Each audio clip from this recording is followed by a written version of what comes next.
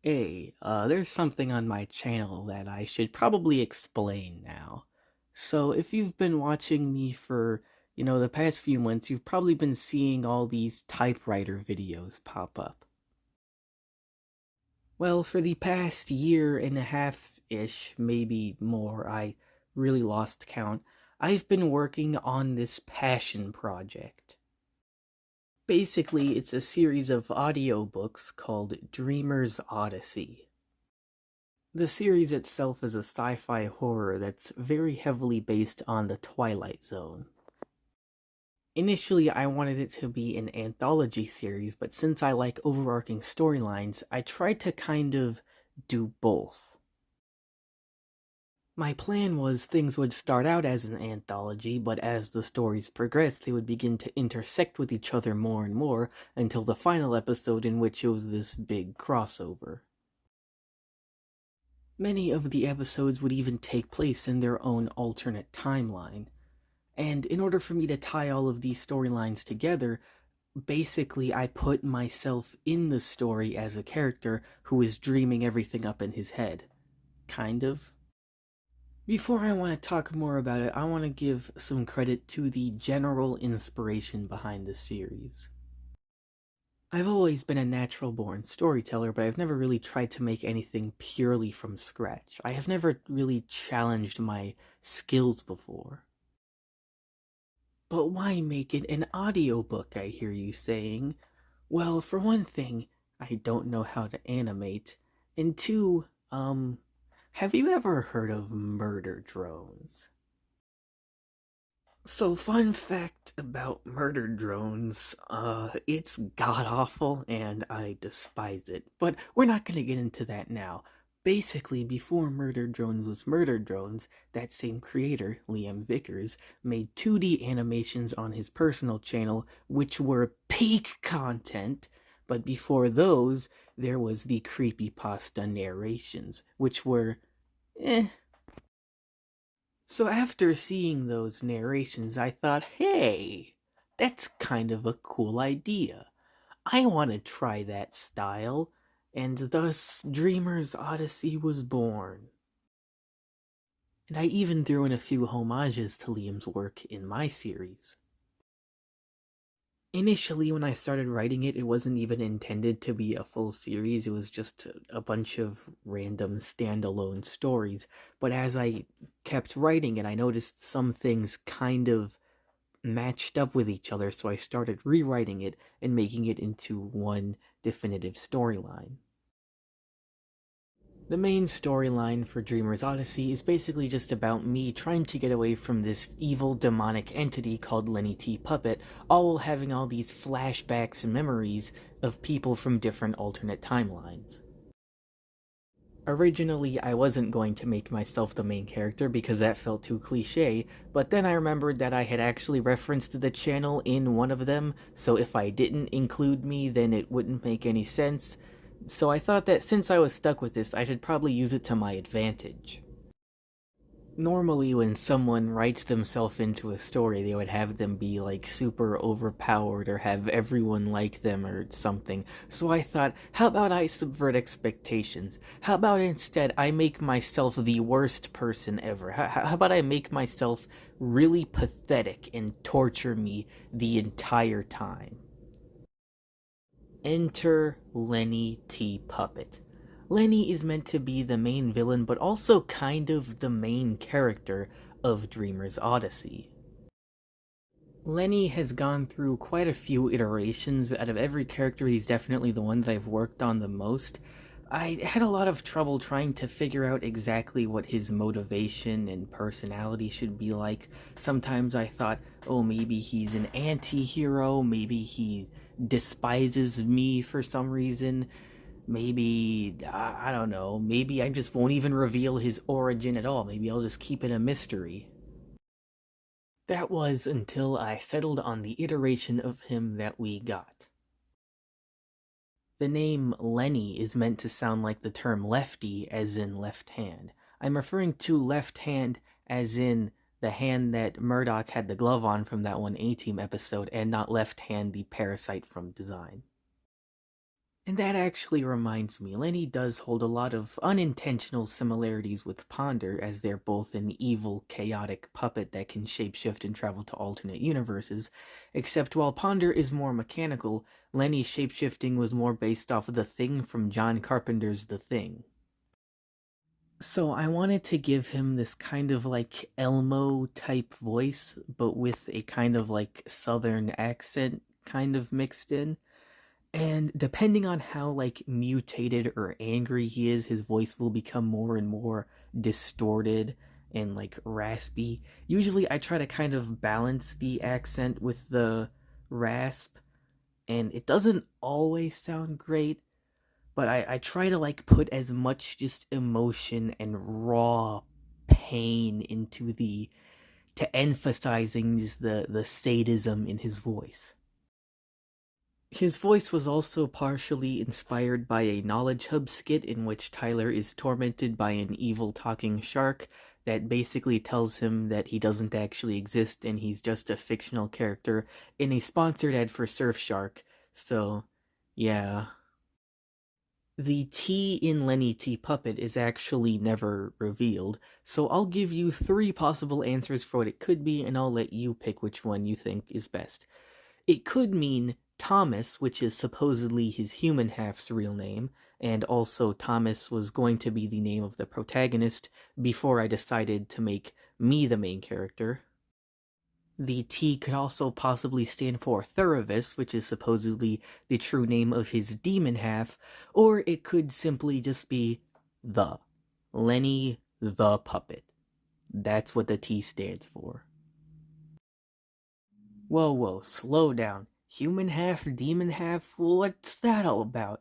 Well, yeah, Lenny's a human that merged with a demon and became this horrible, unkillable monstrosity. His backstory is touched on in the finale, but I don't think we ever explain why he's a puppet. Um, I'm probably going to explain it in the future, but if I don't, he was a therapy puppet. So there, now you know why he's a puppet. A friend of mine suggested I gave him a twin sister named Liliana, but I was like, it's kind of hard given the fact that his entire family is dead, but okay. The reason why I decided on the current iteration of Lenny, the one who is basically obsessed with me and really wants me to join him and become one with him, is because, well, that kind of is what he did in real life. And I'm not saying that Lenny is real. What I mean is does represent, he does embody a very real period of time that happened to me in my life. Lenny isn't a mastermind or a tactician or a trickster. What he is a pathetic little creature flailing around, whining and screaming, wanting to try and drag as many people down with him as he can. Lenny is basically if you were to give a bratty, ungrateful child infinite power. He's basically what would happen if you gave me 2 years ago infinite power.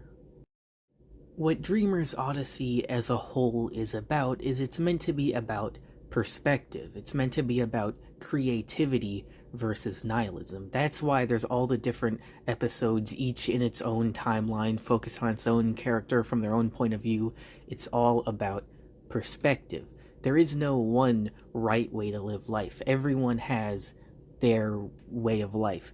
And Lenny is meant to be the ultimate evil, the ultimate opposite of that, which is sort of when one way begins to spread and corrupt others. His way, in his mind, is the only true way, the only thing that's real. So I feel like the multiverse concept is just insanely oversaturated. I used to think it was like the coolest concept. I think it was like cooler than time travel and outer space. I still think it is really cool, but it's just so oversaturated. Even injury attorney Gordon McKernan is trying to get a piece of the pie. But so the way I wanted to do it for this series is a bit different, where instead of having like doppelgangers and mirroring events and everything like that, I want to have each alternate universe in this multiverse be completely different. No two universes are alike. Think of them like snowflakes or fingerprints.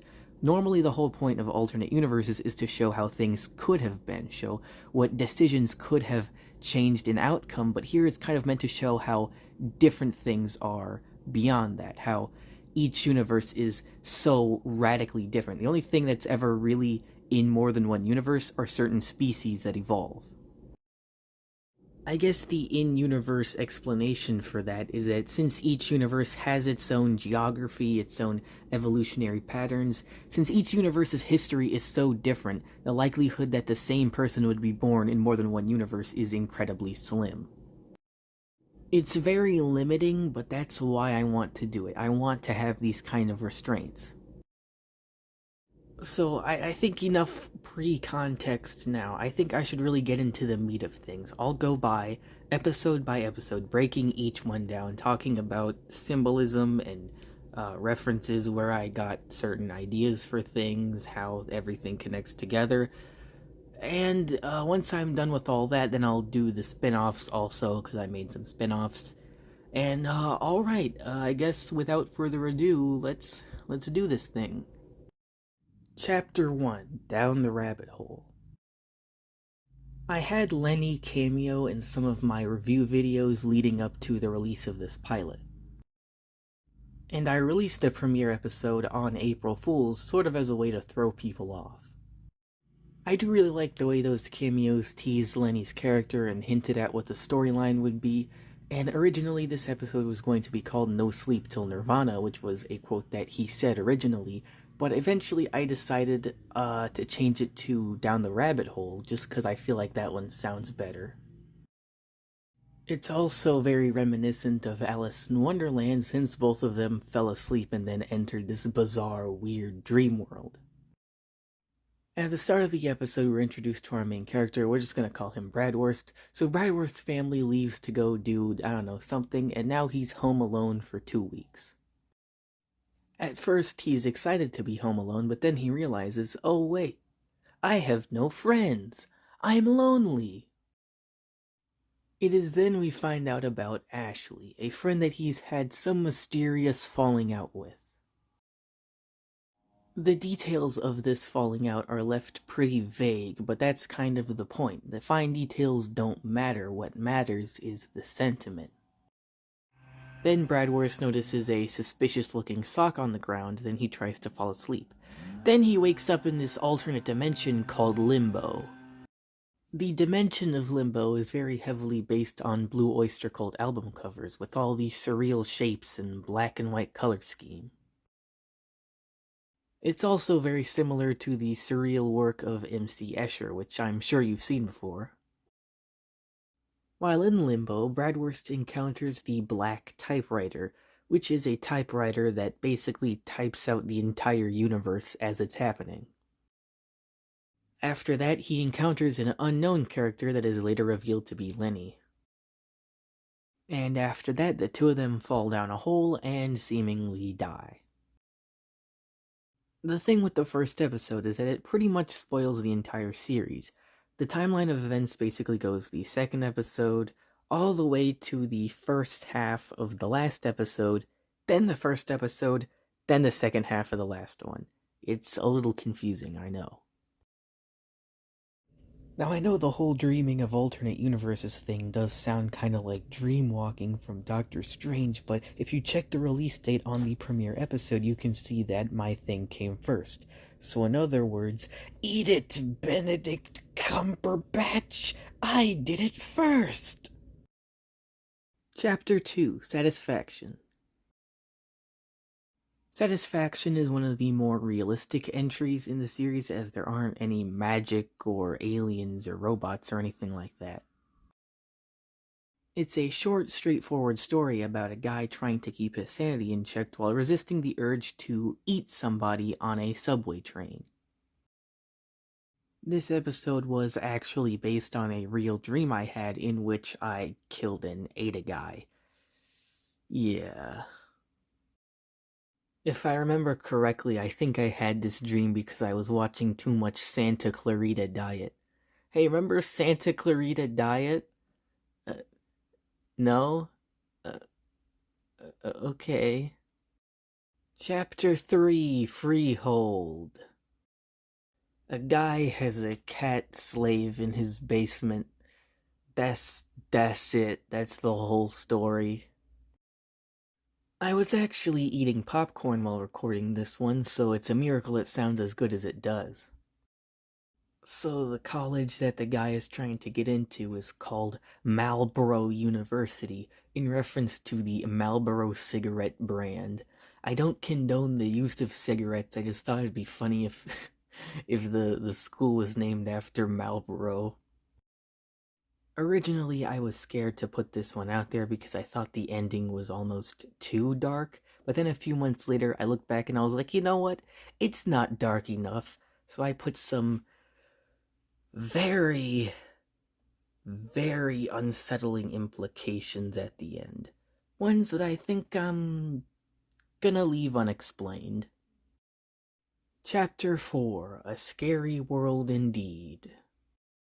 This is when we get more properly introduced to Lenny. Even though this is the first Lenny episode, it in-universe isn't the first, since Lonely Luna takes place before this one, but I thought this one just does a better job of introducing him and explaining who he is, so I put it before, and there really isn't that much of a contradiction between the two, so you could say this one happened before, but I do still prefer believing that Lonely Luna came first. The characters in this story also do share names and some personality traits with the characters in Liam Vickers' really old creepypasta videos.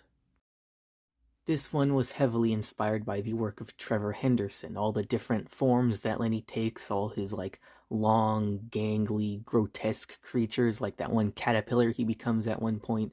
It was all inspired by all this artwork of these grotesque, impossible monsters hiding around in cityscapes and stuff. One of my favorite parts in this one is when Lily eats an apple that was actually a piece of Lenny in disguise, and basically his matter starts to infect her and slowly consume her body, turning her into this zombified creature. Now, originally Lenny was going to use this power a lot more. In fact, this episode would have ended with him infecting everybody, but I decided to remove it because that felt a little too much like the thing, and I didn't really like that. I feel like this episode does a really good job of selling just how powerful Lenny is, since he has the power to shapeshift, duplicate himself, and teleport. And there's really no way to escape him, there's no way to kill him, there's no way to reason with him. If he has his eyes set on you, then you're basically finished. He even has the power to invade people's minds, making it impossible to hide from him. Although usually he doesn't use this power, since it's a lot more fun to torture information out of people. However, his power does have some limitations. He can't travel to any other universes if there are any copies of him running around. He has to be in one hole in order to hop from one universe to another. This one also introduces Scruffy to the channel, who's a character that I've been really waiting to introduce for a while. Basically, he's this, I guess, cartoon cat thing that's based on my real world cat. And whenever I was a kid, he was kind of like my default protagonist to use anytime I'd make up a story. And the Scruffy lore is very complicated. He was like an alien or something, but when he went down, he got hit by a car, because I think my real cat also got hit by a car. And then it made him lose his memories, and he forgot that he was an alien. So his evil twin came down and tried to jog his memory. And there's also different eras. There's like the goofy, silly era, there's the dark and gritty era, and like each era is its own alternate universe. I don't know. It's the Scruffy lore. Chapter 5, Tomorrow Labs. This episode aimed for more of a retro-futurism type of style, which I really like. But think, what's the one thing better than vintage retro-futurism? Bleak, subversive vintage retro-futurism!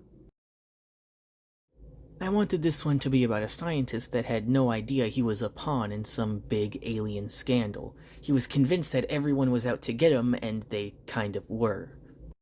This one does a great job showing just how paranoid the main character is, as the aliens are so powerful they can basically trick him into thinking he was actually insane. And at the end, the men in black hypnotize him, and originally it was going to end a bit more ambiguous, but I thought it just felt kind of anticlimactic. So the ending does more properly show that the men in black have like hypnotized him or replaced him with an alien host of some kind because now he's under their control. I might try to make another retro futuristic style episode in the future, and I also might try to revisit Tomorrow Labs because I feel like there is still more to explore with this place. Chapter 6, Island on the Horizon. This one takes a more Lovecraftian approach. It's about a father and daughter who are the last survivors of humanity trying to survive on an island surrounded by these enormous cosmic beasts. This one was also very heavily inspired by Adventure Time. Adventure Time, with all of its surreal post-apocalyptic stuff and cosmic gods and sci-fi architecture, a lot of it has influenced my creativity now. This episode introduces the Primordial Synod, who are the gods of the Dreamer's Odyssey multiverse. I don't really consider the Primordial Synod villains. I think of them more as antagonists. They do whatever they need to do to benefit themselves. If they need to help the good guys, they'll help the good guys. If they need to harm the bad guys, they'll harm the bad guys. If they need to harm the good guys and the bad guys, then they'll do that. They just pursue their own selfish goals all the time. Alkulu, the leader of the Synod, is a squid, but his tentacles are eels, and his body is made of the damned souls and remains of countless realities he's destroyed. Skython, Alkulu's second in command, is a large gray crab with moth wings.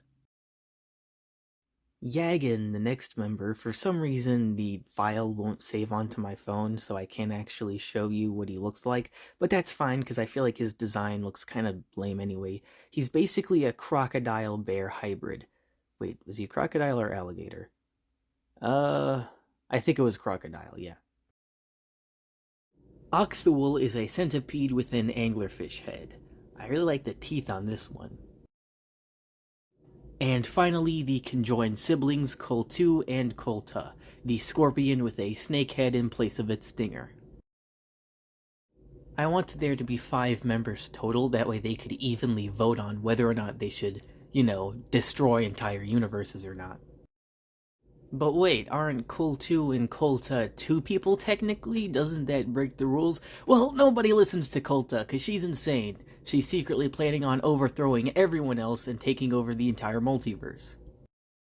I wanted to make each of them a fusion between 2 animals, because I wanted to avoid just having, the giant wad of eyeballs and tentacles. That's just way too generic for eldritch monsters. And I also really like how this episode handles the main characters, as they're basically slowly withering away in this destroyed world, unsure if continuing on is even worth it. Chapter 7, Lonely Luna. Lonely Luna was actually one of my favorite scripts at the time of writing it, although I feel like the voice acting I did for this one didn't quite give it justice. Luna is meant to be very sly and overconfident. She's like hiding her fear the whole time. But whenever I voiced her, she ended up sounding a lot more like Daisy the rabbit. It's never really openly explained, but yes, all of the characters in Lonely Luna are animals. Luna is a cat, Daisy is a bunny, Rufus is a dog, and Loki is, well, actually Lenny in disguise, but we'll get to that later. The initial inspiration from this one was this really old children's book called The Curse of the Squirrel. It's also, to an extent, meant to be a parody of Strawinski and the Mysterious House, and if you don't know, that's where the Glob Go Glab Galab meme came from. Originally, the villain of this episode was going to be a haunted suit of knight armor. Then I thought, how about instead I had it be a wall of flesh, like the wall of flesh from Terraria. But then I was like, well, if I'm just gonna do a wall of flesh, why not just have Lenny be the main villain? I wanted to think outside the box for the death scenes in this one. All the kills are extremely gruesome and over the top. The main setting of this episode, Grover's Manor, is actually a duplicate of Lenny disguised as a mansion, and so too are all the monsters within the mansion. Loki, the trustworthy squirrel, was also a Lenny duplicate in disguise all along. I had his name be Loki as a sort of implication that something mischievous was going on, since Loki is obviously the god of mischief. Rufus and Daisy's deaths have to be two of my favorite death scenes in the entire series. You see, Daisy's death is also a kind of throwback to A Scary World Indeed, where Lenny tricked Lily into eating the apple. This is kind of like that, only instead of an apple, it's carrots. And it's kind of also meant to hint that Lenny is involved, since the only other time someone is killed by eating something, it was with Lenny. The thing with Luna is that she is kind of mean. She calls other people scaredy cats even though she is a cat, and she also calls Daisy carrots because she's a bunny. At the start of the story, she's very cocky and overconfident and again, very mean to her friends, but by the end, after she's put through this whole hellscape, Lenny decides to let her live just so she can live on knowing that her friends died because of her. You see, she trusted the wrong person, and now she can never trust anyone again, because either she'll get them hurt or they'll try to hurt her. It's a very real, vicious cycle that a lot of people are unfortunately caught in. Chapter 8: Conspiracy Hunter. The Conspiracy Hunter introduces Detective Hugh Hall, who is one of the few reoccurring protagonists in the series. The story follows Hugh and his assistant Isaac investigating the fallout of the events of A Scary World Indeed.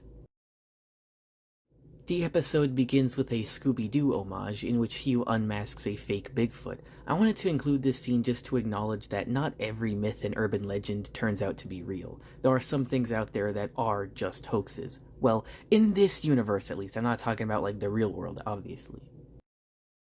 Along Hugh's search, he stumbles onto what is the Dreamer's Odyssey equivalent of the SCP Foundation. They're a shady government agency that does experiments on monsters.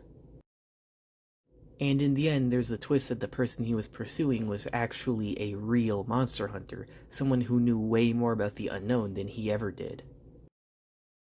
I will admit, Conspiracy Hunter isn't really one of my best works. It is pretty old, and I went back and tried to, revitalize it and make it a bit better, but I still feel like it's just really sloppy and all over the place.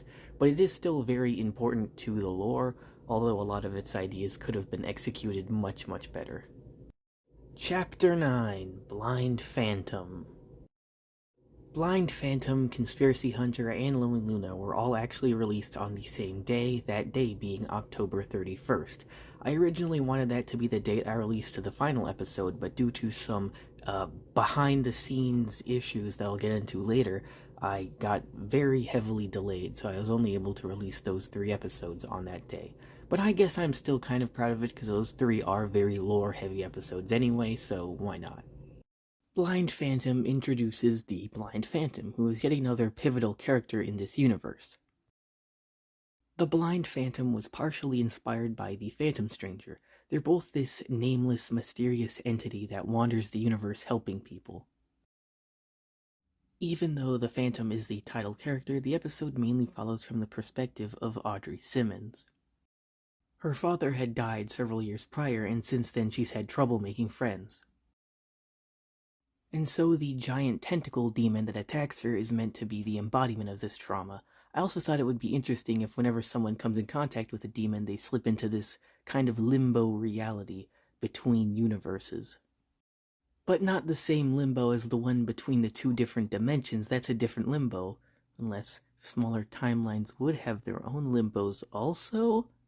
I've got to think about this. Oh, and did I mention that there's a difference between dimensions and universes?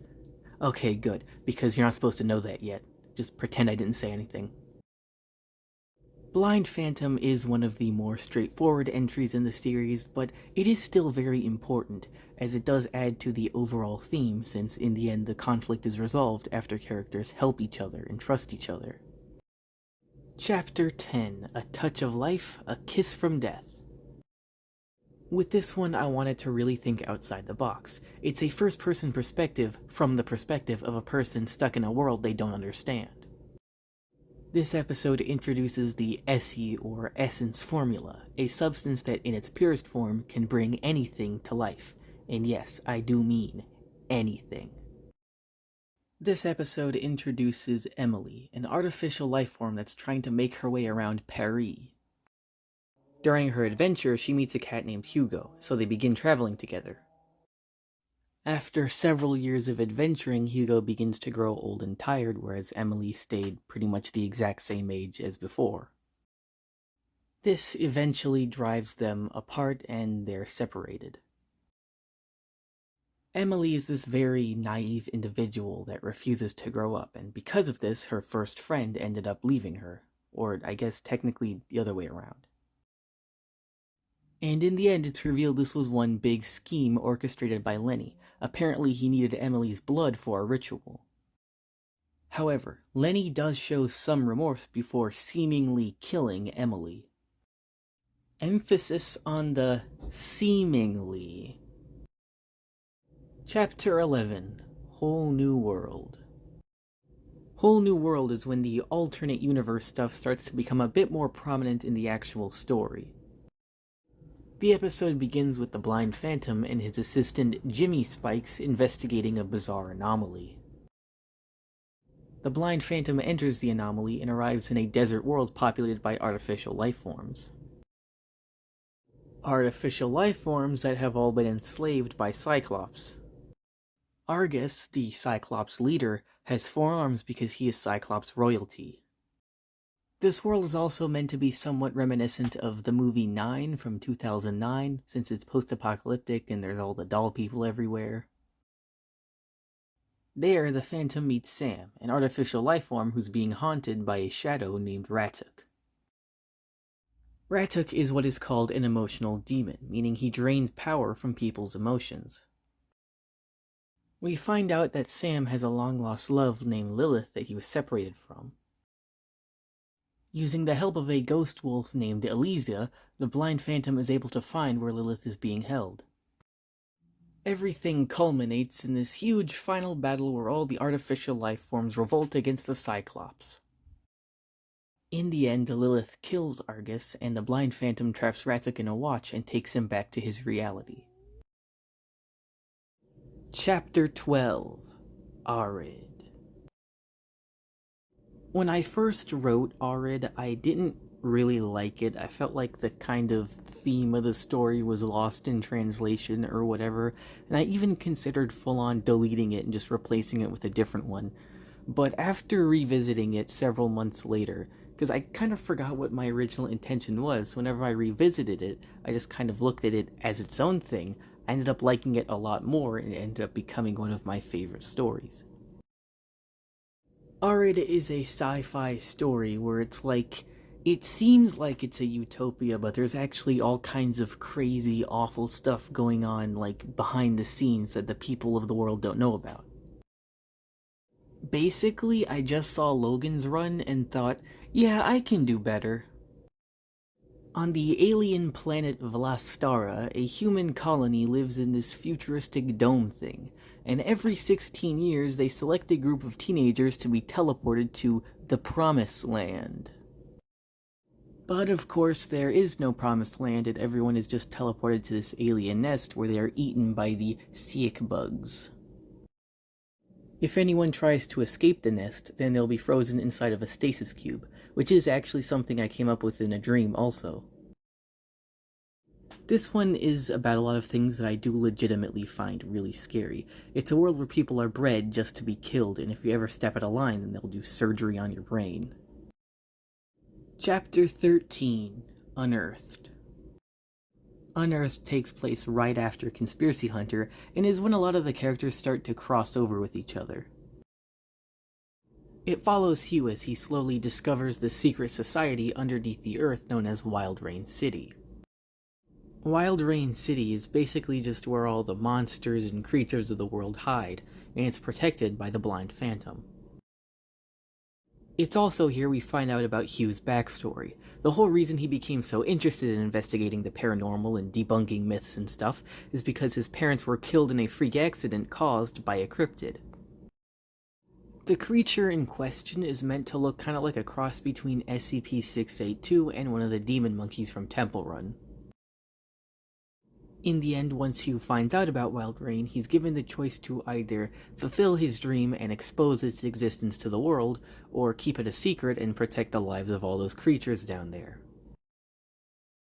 Adrian, the monster hunter that Hugh was working with, isn't very happy about his choice not to, wipe out the entire monster race, but before he can really do anything about it, Lenny shows up and uses an ancient Vlastarin artifact to suck away his soul. Yeah. Chapter 14. Stop and Smell the Roses. So throughout the entire series, Lenny is almost always in a place of power. That's kind of the whole point, is that he always gets what he wants, and if he doesn't, then he forcefully takes it.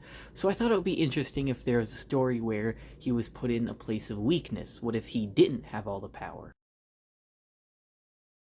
This episode adapts more of the lore of the Primordial Synod, even though they actually don't even appear in this episode at all. We get introduced to Oculus, a servant of the Primordial Synod, except unlike his masters, he actually cares about people and legitimately wants to help them. Oculus wields the Orb of the Synod, which is a device that can control the flow of the multiverse, and it's also the last item Lenny needs for his ritual. Lenny exposes the truth about the Synod to Oculus and attempts to take the orb from him. However, Oculus fights back and ends up sending Lenny to a random alternate universe. However, a side effect of this is that Lenny lost all of his powers. No more shapeshifting, no more regeneration, nothing. He had basically reverted back to a normal human. And now that he was in his human form, he was able to experience things he hadn't experienced in such a long time. Things like hunger, tiredness, and even love. So eventually, air quotes, Thomas Griffin, adjusted to his new life in this new world and even started a family. But eventually, the memories of his past began catching up to him. He was starting to wonder if living this perfect life is really what he deserved, since he still killed and tortured countless amounts of people. But at the same time, if he had no more powers and this is where he was stuck, why not make the most of it? One day, while taking his kids out to the park, an incident happened and he accidentally hit his head on a rock and died. His death then reawakened his healing factor, and one by one his other powers began coming back until eventually his mind succumbed to the same evil it had before. Then he kills his entire family and destroys the whole universe. After that, he goes back to where Oculus was, only to find him dead and the orb lost to a random universe. This episode, much like A Touch of Life, A Kiss from Death, gives us a bit more insight onto Lenny's personality, since not only do we see him in a more vulnerable situation, but we also see how perseverant he is, since even after losing his powers and starting a whole new life, his evil side was still able to come back and corrupt his good side. Chapter 15. Journey's End. Even though this episode is called Journey's End, it's not actually the finale. It is the end of the Blind Phantom's journey, or of Samson's journey, but it's not really the end of the story as a whole. We find out that hundreds of years ago, the Blind Phantom, whose real name is Jamie Lancaster, had accidentally banished his friend, Samson Greller, into an alternate dimension. This event not only gave the Blind Phantom his powers, but it's also the reason so many demons have been spilling into this timeline. Samson Greller, now calling himself Lord Krotek, convinced Ratuk to help him cross dimensions and exact revenge on the Blind Phantom. As it turns out, when Oculus was trying to get the orb away from Lenny, he accidentally dropped it in Krotek's dimension, and now he was able to escape. Ratuk keeps going back and forth on his betrayal. Even though torturing people does give him power, he can still live without it, and all he really wants to do is just escape into the multiverse so he can find a new home. Audrey Simmons makes a return, as she and a bunch of other people that the Blind Phantom had helped off-screen all team up to rescue him from Lord Krotek. The Blind Phantom realizes that the only way he can defeat Lord Krotek is if they're both trapped in the other dimension. Audrey doesn't want him to go because she sees him as a father figure and she already lost one father. Eventually, she caves and she's forced to use Oculus's orb to banish the Blind Phantom and Lord Krotak back to their dimension. A side effect of this is that now she has the ability to see mana, the life energy that flows through everything. After that, Ratuk steals the orb and runs off with it. Chapter 16, the final chapter, Sleep Paralysis. Every chess piece is right where they need to be. The Blind Phantom, the most powerful hero and really only person capable of defeating Lenny, has been taken off the board. Lenny wants the orb. Ratuk has the orb. Audrey wants Ratuk. Every character is right where they need to be. I considered splitting this episode into 2 parts, not because it's the finale and it's, 2-part cliffhanger, woo, but more because the episode really did kind of have 2 stories. The first half is mainly about Audrey and Ratuk trying to get the orb and fight off Lenny, whereas the second part is more about me in Limbo, fighting off Lenny. And so, because these 2 things were so different, I felt like I could have split it up and it would have worked, but I decided not to. I settled on having it be 1 episode, since if the first part ended where it would have ended, it would have just been kind of an unsatisfying cliffhanger, because it's just like, oh, that's it? Alright then. And I think the final episode wouldn't have really made a whole lot of sense either if I did that. It just feels so much more cathartic to just keep it as one long piece. Now that Audrey has powers, she wants to make a difference with them. However, she does kind of let it go to her head a bit. She always wanted to make her father proud, but now her powers are slowly driving her down a dark path. Also, I wanted to give her fire powers because fire is what took her father away, so there'd be some conflict with how she would use them. As it turns out, she doesn't really need to find Ratuk because he ended up contacting her.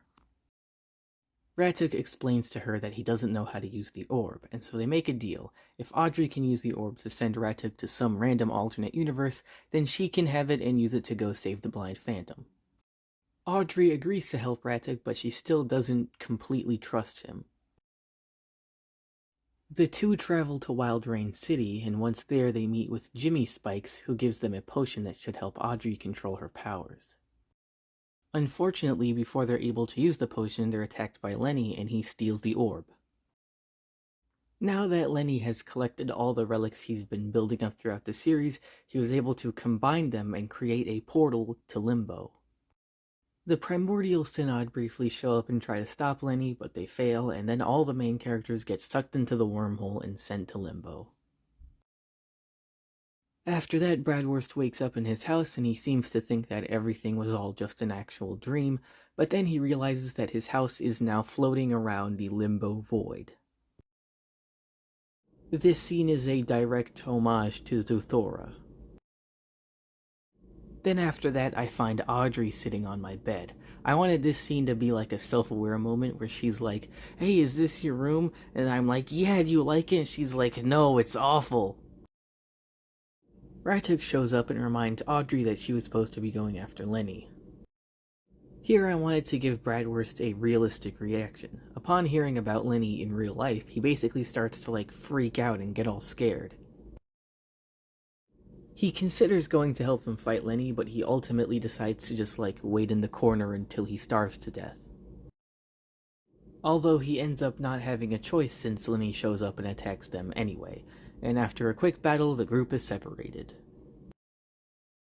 Here, it's revealed that Lenny is actually Ratuk's father, as Ratuk is actually a hybrid between an artificial life form and a demon, which explains why his powers are so inconsistent.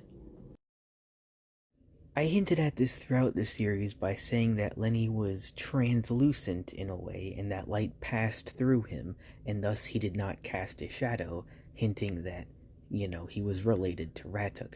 The only time that the no shadow rule is contradicted is in this one cover art image here. Then Lenny convinces Ratuk that he'll let Bradwurst live if he helps him capture him, which technically he will. After that, Audrey and Bradwurst have a moment to bond with each other. Bradwurst explains that he feels guilty about how he treated his friend Ashley. Apparently she was going through some things and he didn't fully understand, and ended up not really being there for her. Audrey explains how since her dad gave his life trying to save her in a house fire, she doesn't want to waste her life. She wants to make sure she really does something with herself. That way her dad didn't die for nothing. Ratchet comes back and ends up luring Audrey and Bradwurst into Lenny's trap.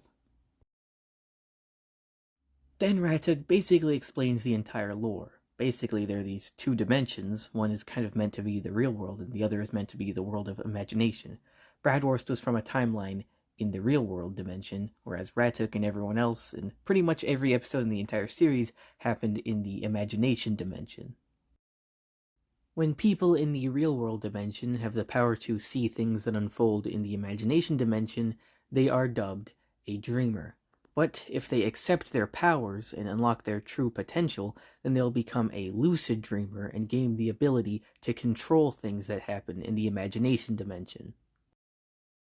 And Lenny believes that if someone truly is all-powerful, if someone really is God, then they should use their power. Why would you worry about morality when you have absolute control over the universe? You can decide what morality is. This parallels Audrey. She wants to use her powers to make her dad proud, but at the same time she can get too aggressive with it. Like back when Ratchet just wanted to help her, she almost killed him.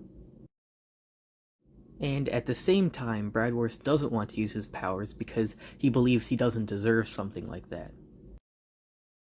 Lenny explains that he wants to merge with Bradwurst in order to combine their powers, that way they can rule over both dimensions. This is meant to represent Bradwurst giving into nihilistic desires, letting the anger and hatred consume him. Quite literally, actually.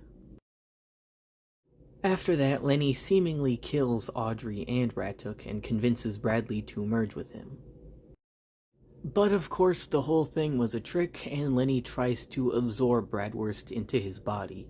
This moment is kind of meant to be the aforementioned sleep paralysis. Bradwurst slowly succumbs to madness as Lenny continuously corrupts his mind.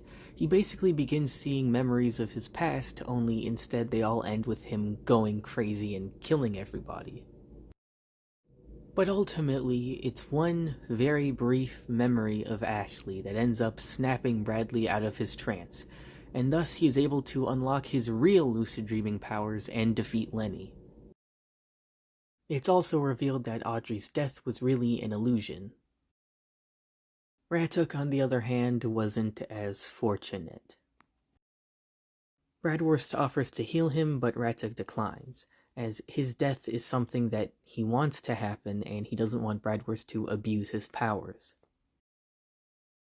After all that, Bradwurst uses his powers to trap Lenny, kick the Synod out of Audrey's universe, and then send her home. Now that all that's taken care of, he basically gets rid of all his powers as he believes he's not ready for them yet, and then he too travels back home where he tries to better himself and live a happier life. So something kind of weird is that the series as a whole, especially the final episode, is eerily similar to this animated adult movie from the 80s, Heavy Metal. And when I say eerily similar, I mean like it has near identical plot beats, which I have no idea how that even happened since I saw this movie like I think the day after I finished scripting the final episode. It's just probably like one of the craziest coincidences I've stumbled upon. And if you don't know what heavy metal is, it's actually the precursor to Love, Death, and Robots, which I've seen a little bit of, but I don't want to get too much into it because I think I might cover heavy metal in the future. So, yeah. And yeah, that's pretty much the end of the final episode and the end of the series as a whole. I think I'm really proud of the way it turned out. I hope that a lot of other people have found as much appreciation in it as I have. And yeah, I'm very excited for what I have planned in the future. But before I get to that, let's talk about the spin-offs. The Sonic Project was one of my channel's anniversary specials, and I wanted to combine the old with the new by having it be a stop-motion series that took place in the Dreamer's Odyssey multiverse. It was actually a prequel that took place a few hundred years prior to the main events of the series. This video went through production hell. I actually had to get a whole new phone halfway through recording it, which is why there's kind of like an inconsistency with the picture quality. I was also working on a red versus blue video at the time, and I had to scrap that entire thing, which is like the second time I think I've had to scrap the red versus blue video. And then also it ended up not even releasing on my actual anniversary. It was like 3 months late. So yeah, I'm still proud of it in the end. I guess it could have been longer, but whatever. Hey, wait, and that's why the original finale got delayed so long. God dang it! So this series is actually a continuation slash retelling of the live action Sonic series that I helped make back in the day. I also want to specify that even though it is a LEGO stop motion, it's not connected to the main LEGO stop motion universe or any of the other side universes. The Dreamers Odyssey multiverses are their own thing, and the LEGO multiverse is still stuck inside the source wall.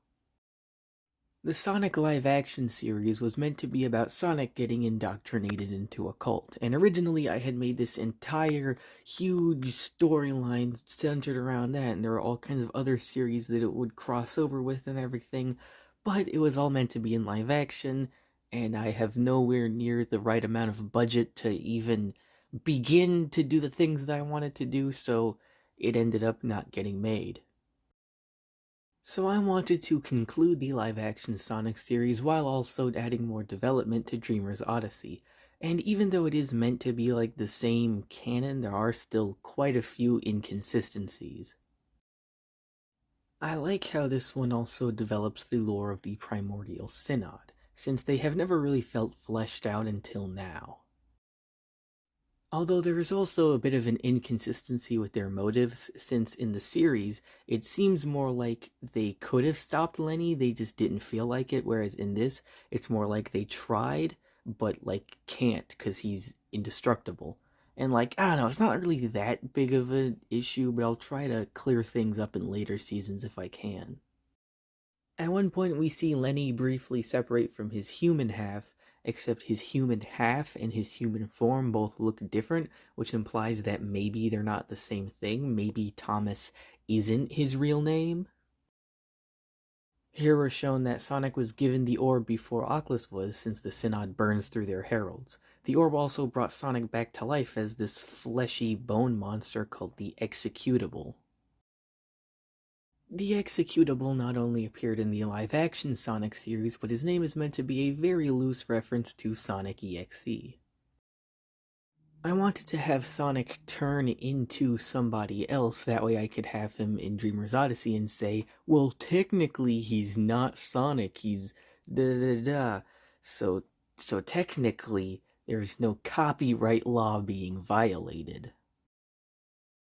So in the end, I am pretty proud of this. It's got a pretty layered story, it's a lot going on. Um, it's only 40 minutes, and when I do think about it, I feel like the first 10 minutes is just setting it up, and then the last 30 minutes are just like the climax, basically. So I could have made it longer, could have made it an hour, could have made it feature length. And also, I feel like there are some moments where maybe Lenny or Alkulu are getting more screen time than Sonic, and it's supposed to be mainly focused on Sonic. So it could have been better, but I feel like I am pretty proud of the way it turned out in the end.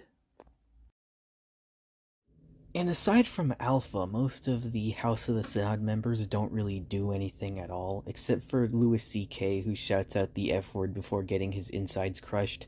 And again, I feel like this is something that I think if it were longer, I could have maybe had them do more. It definitely was. I think if I could go back and remake it, I would make it feature length, because I think there's just so much more that I could have done with it.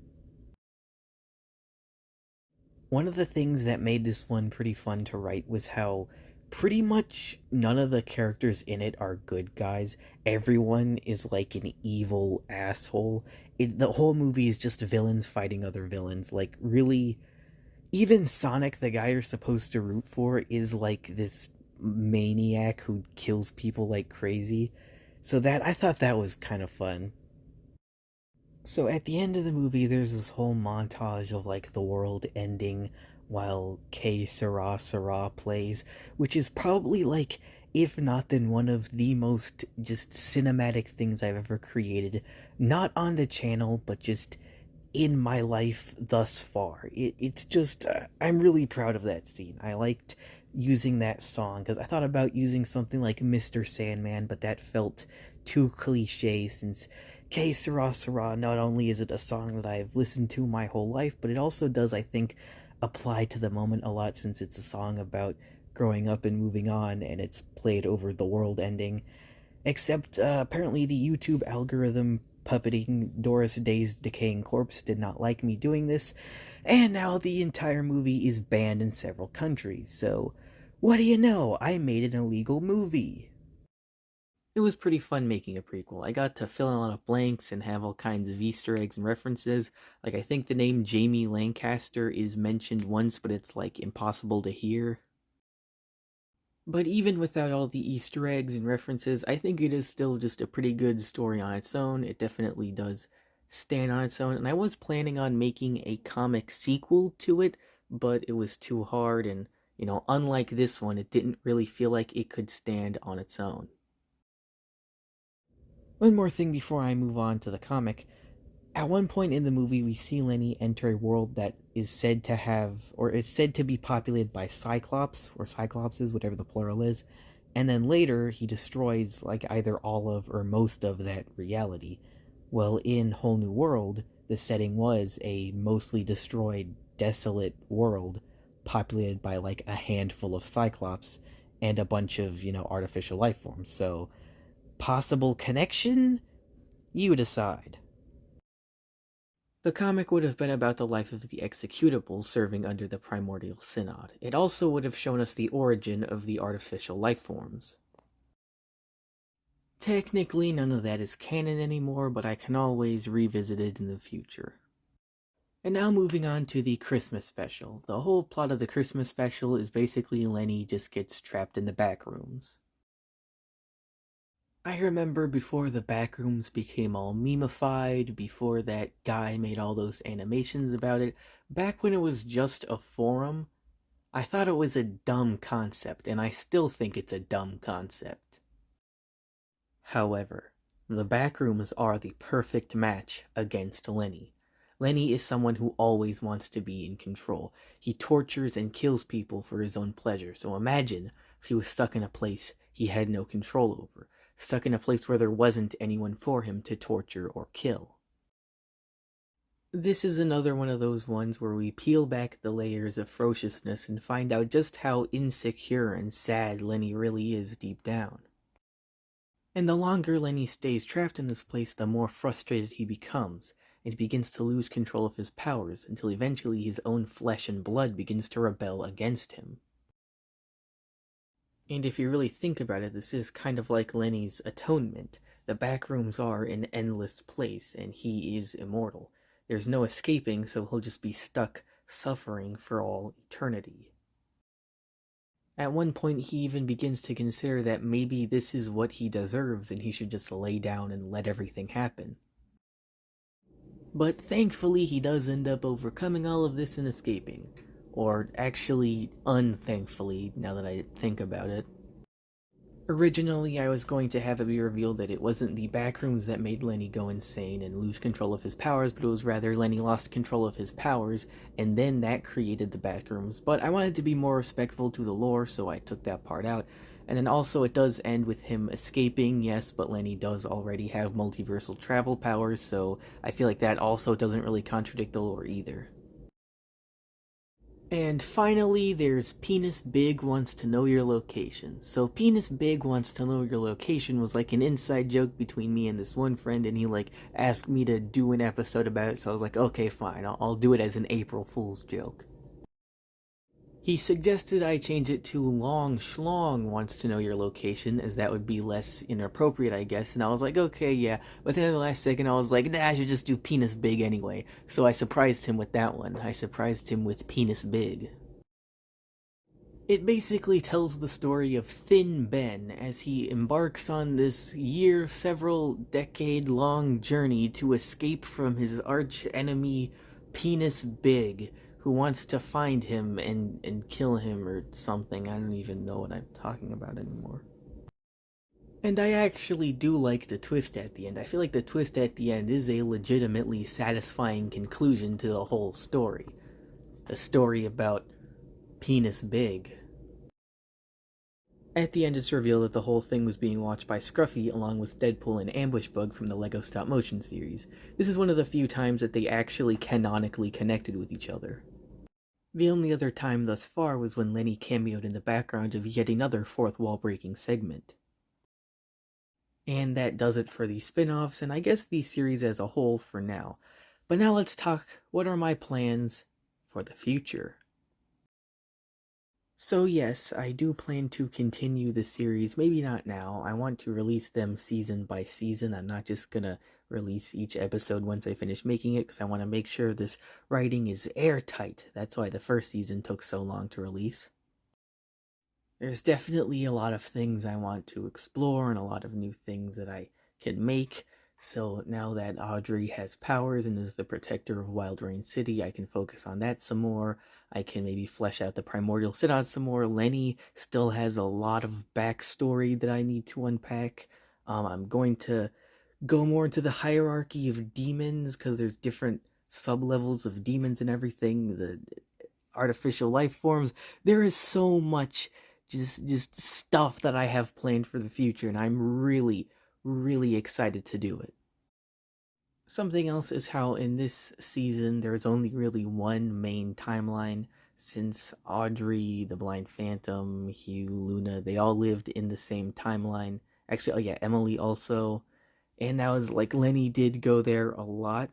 So in the later seasons, I'm going to introduce other timelines that are not quite the main one, but like kind of, I guess, reoccurring side timelines. Since with this, there is just the main one and then a bunch of one-offs.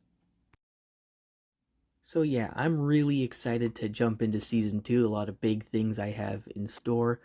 But I think that's really all I have to say about my own series. This was this was an experiment, really. It was this several year long, again, passion project. Took me so long. It was so hard to really nail, and I had a lot of setbacks, but I think it paid off in the end.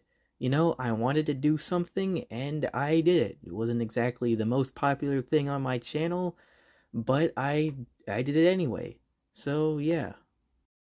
If you've listened this far, then thank you for listening to me ramble about random nonsense that I made up for an hour.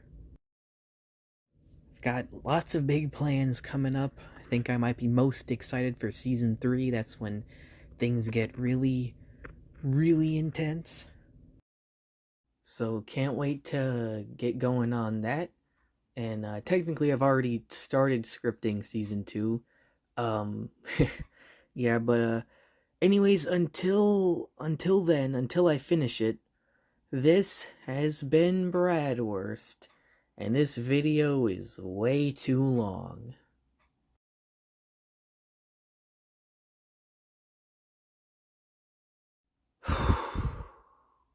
Finishing a series. God, never thought I'd get this far. Hey, at least it was easy, you know, at least it was all just narration. It wasn't animated or anything. Hmm. I'm not. I'm not. Oh, yes, I am. Oh, God. Oh, God, yes, I. Why do I do this to myself? God dang it.